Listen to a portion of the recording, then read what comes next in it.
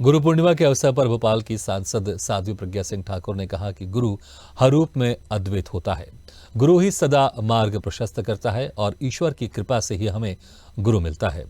स्वदेश न्यूज से खास बातचीत में साध्वी प्रज्ञा सिंह ठाकुर ने बताया कि वो राष्ट्रभक्तों के लिए एक आश्रम बनाएंगी, जिसके लिए वो भिक्षा मांगेंगी।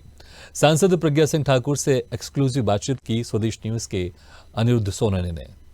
देखो ऐसा है भाई, मैं तो जेल से निकली, ठीक है, और चुनाव लड़ ली। मेरे पास तो ना पैसा है, ना मेरे पास और कुछ चीज़ है। अभी भिक्षा मांगने के लिए निकलेंगे। तो आश्रम इसलिए होना चाहिए कि जो शिष्य होते हैं वो गुरु स्थान का महत्व समझते भी हैं और गुरु स्थान पर जाना चाहते हैं। ये तो एक सरकारी बंगला है, इसमें हमारे राजनीतिक काम होते हैं, सामाजिक काम होते हैं, लिखा पढ़ी के ढेर काम होते हैं। एक वातावरण जो है वो आश्रम जैसा नहीं हो पाता, चाह के भी नहीं हो पाता। तो आश्रम हमारे शिष्यों के लिए, आश्रम हमारे भक्तों के लिए, आश्रम हमारे राष्ट्रभक्तों के लिए होना ही चाहिए। और इसलिए मैंने ये संकल्प लिया है कि अब की जो गुरु पूर्णिमा होगी वो आश्रम में होगी। ये हमारे भक्तों को बताया, शिष्यों को बताया। तो आपने एक्सक्लूसिव बातचीत में सुना साध्वी प्रज्ञा सिंह ठाकुर को कि किस तरह से वो आज गुरु पूर्णिमा के दिन भगवान और भक्त को लेकर अपने बयान साझा कर रही थी हमारे डिजिटल न्यूज हेड अनिरुद्ध सोनने से। और ज्यादा जानकारी के लिए बात करते हैं हमारे डिजिटल न्यूज हेड अनिरुद्ध सोनने से। अनिरुद्ध, जिस तरह से खास आपने एक्सक्लूसिव इंटरव्यू लिया साध्वी प्रज्ञा सिंह ठाकुर का, वो राष्ट्रभक्तों के लिए आश्रम बनाने की बात कर रही थी, भिक्षा मांगने की बात कर रही थी। इसके किस तरह का आश्रम वो जो राष्ट्रभक्तों के लिए बनाना चाह रही थी और भिक्षा मांगने को लेकर किस तरह से आप इसको राजनीति से जोड़ सकते हैं और इसके राजनीतिक क्या मायने हैं? देखिए, आज सुबह से ही साध्वी प्रज्ञा सिंह ठाकुर जो भोपाल में 74 बंगले इलाके में रहती हैं, उनसे बंगले पे उनसे मिलने वालों का और उनसे आशीर्वाद लेने आने वालों का तांता लगा हुआ था, क्योंकि आज गुरु पूर्णिमा का त्योहार था। और साध्वी प्रज्ञा सिंह ठाकुर से जब हमने बात की तो उनका साफ कहना था कि इनमें से कई लोग ऐसे हैं जिन्हें मैं जानती भी नहीं, क्योंकि ये मेरे संसदीय क्षेत्र के लोग हैं या जहाँ से भी आए, तो मैं बड़े स्नेहपूर्वक इससे मिल रही हूँ। और वहाँ पे आज उन्होंने अपना एक दिव्य दरबार लगाया, जिसमें वो खुद अपने गुरु के फोटो के साथ और ठाकुर जी के फोटो के साथ विराजमान थी एक आसन पे। और उसके बाद कई लोग आ रहे थे, उनसे आशीर्वाद ले रहे थे और उनका मिलना चाह रहे थे। तो उसके बाद इसी टाइम जब हमने बात की तो अनिरुद्ध, आपको एक बार थोड़ा रोकना चाहिए, एक बार फिर से वो आपका इंटरव्यू सुना देते हैं जो साध्वी प्रज्ञा सिंह साहब ने लिया था। देखो ऐसा है भाई, मैं तो जेल से निकली, ठीक है, और चुनाव लड़ ली। मेरे पास तो ना पैसा है, ना मेरे पास और कुछ चीज़ है। अभी भिक्षा मांगने के लिए निकलेंगे। तो आश्रम इसलिए होना चाहिए कि जो शिष्य होते हैं वो गुरु स्थान का महत्व समझते भी हैं और गुरु स्थान पर जाना चाहते हैं। ये तो एक सरकारी बंगला है, इसमें हमारे राजनीतिक काम होते हैं, सामाजिक काम होते हैं, लिखा पढ़ी के ढेर काम होते हैं। एक वातावरण जो है वो आश्रम जैसा नहीं हो पाता, चाह के भी नहीं हो पाता। तो आश्रम हमारे शिष्यों के लिए, आश्रम हमारे भक्तों के लिए, आश्रम हमारे राष्ट्रभक्तों के लिए होना ही चाहिए। और इसलिए मैंने ये संकल्प लिया है कि अब की जो गुरु पूर्णिमा होगी वो आश्रम में होगी। ये हमारे भक्तों को बताया, शिष्यों को बताया। गुरु पूर्णिमा के मौके पर भोपाल की सांसद साध्वी प्रज्ञा सिंह ठाकुर ने दिव्य दरबार लगाया और उनके दरबार में कई ऐसे लोग हैं जो पहली बार उनसे मिलने आए, आशीर्वाद लेने आए। इस बारे में बात करने के लिए साध्वी खुद हमारे साथ मौजूद है। ये बताइए, आपके जीवन में गुरु का कितना महत्व है? गुरु का महत्व तो प्रत्येक के जीवन में होता है, पर जो सन्यासी होता है वह भगवान को समर्पित होता है। गुरु जो होते हैं, गुरु भगवान होते हैं, गुरु तत्व होता है। गुरु को शरीर रूप में नहीं देखना चाहिए। पंचो तत्व का जो शरीर बनता है उसके रूप में नहीं देख करके पूजन हम प्रत्यक्ष करते हैं, पर हमारा भाव उस तत्व को पूजता है जो गुरुत्व होता है, जो गुरु होता है, वो उस तत्व को हम पूजन करते हैं और वहीं से आशीर्वाद भी प्राप्त होता है।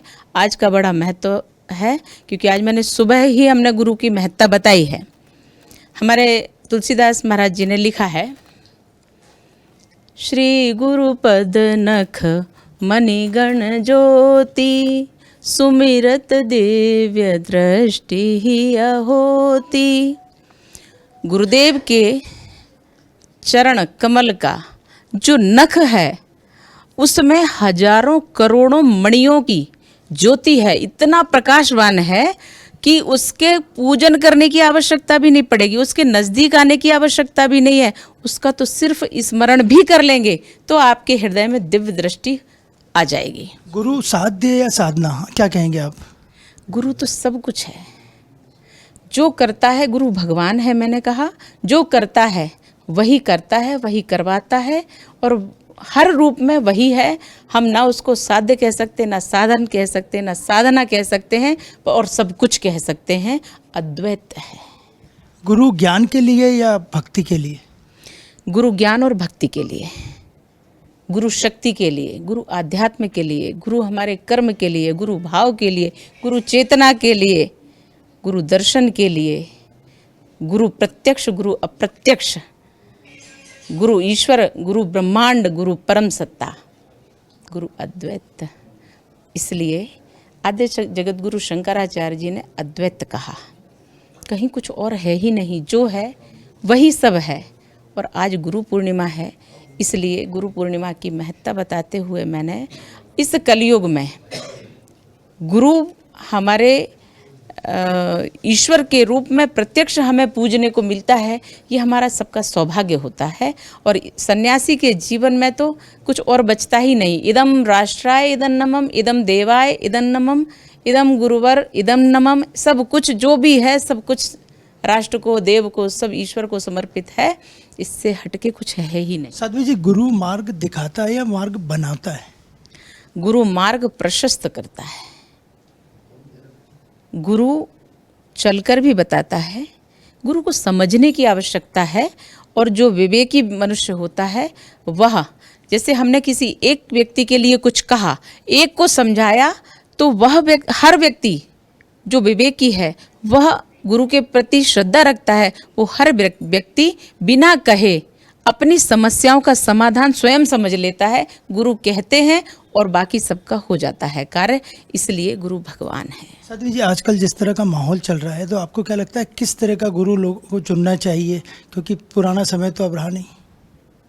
आप विलंब से आए, मैंने आज परिभाषा ये की थी कि गुरु को मनुष्य नहीं चुन सकता, कारण कि यदि वो चुनने के लिए गए, ये कथा मैंने सुनाई थी आज कि एक सज्जन मुझे मिले, मैं हिमालय से तपस्या करके जब नीचे आई, दिल्ली आई, तो मैं जा रही थी मार्केट होते, उन्होंने अपनी दुकान पे बुला लिया।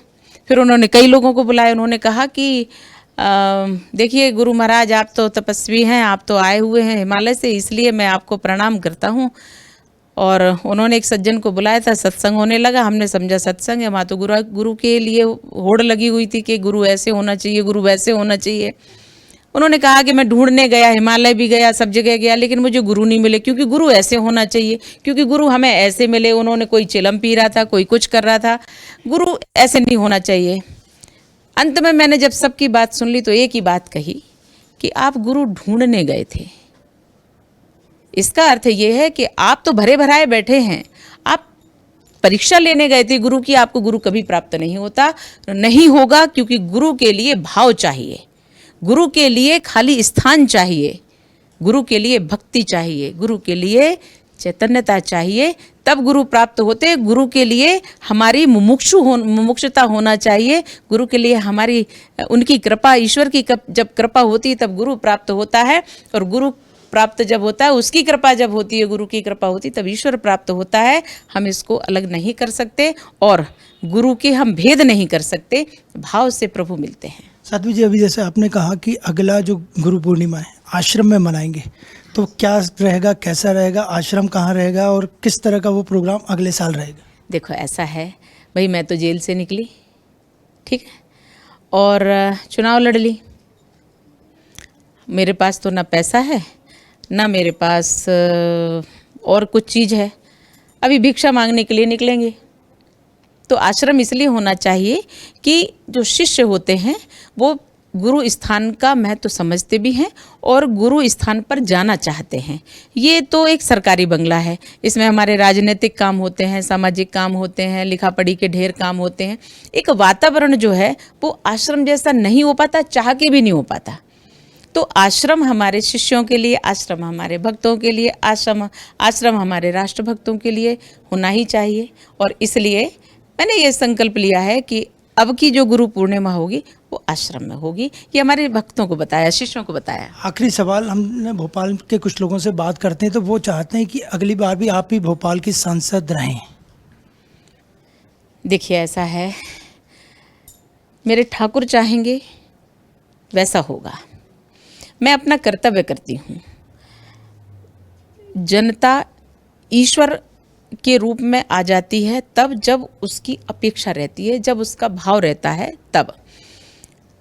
भाव रहा ईश्वर का, ठाकुर ने असत्य को पराजित करने के लिए सत्य को स्थापित किया। उसने चुनाव हमें लड़वाया, उसने चुनाव जिताया। कर्म करने के लिए उसने मुझे स्थापित किया। किसने? मेरे ठाकुर ने। और जनता के मन में जो ईश्वर विराजमान था, उसने सत्य को, धर्म को चुना और मैं स्थापित हूँ और मैं कार्य कर रही हूँ, अपने कर्तव्य का पालन कर रही हूँ। अगली बार ठाकुर मुझे आदेशित करेंगे, ठाकुर कहेंगे, जनता साथ होगी और चुनाव अगर कर्तव्य मुझे आगे भी करना है तो मैं अवश्य करूँगी। मैं अपने कर्तव्य से विमुख नहीं होती हूँ, बाकी तो हमारे ठाकुर ही। आखिरी सवाल, क्या जनता को भी आप अपना ठाकुर मानती? बिल्कुल, मैंने अभी कहा कि हर व्यक्ति में, कण कण में शिव है और भगवान है। तो इसलिए जब वो धर्म को चुनता है तो धर्म की सत्ता स्थापित होती है, सत्य की सत्ता स्थापित होती है और वही कल्याणकारी होती है। इसलिए जनता का अगर भाव है तो उसको कोई नकार नहीं सकता। हमारे ठाकुर भी कहते हैं कि अगर मनुष्य को आवश्यकता है, जनता को आवश्यकता है तो वो तुम्हें हाथों पर लेगी और ले रही है। और उसको विश्वास है कि जब वो संकट में होते हैं मैं उनके साथ होती हूँ। तो ये थी हमारे साथ भोपाल की सांसद प्रज्ञा सिंह ठाकुर। उनका साफ कहना है कि जनता उनके लिए उनके ठाकुर यानी उनके भगवान के समान है और जनता चाहेगी या उनके ठाकुर चाहेंगे तो वो अगली बार फिर भोपाल से सांसद बनेगी।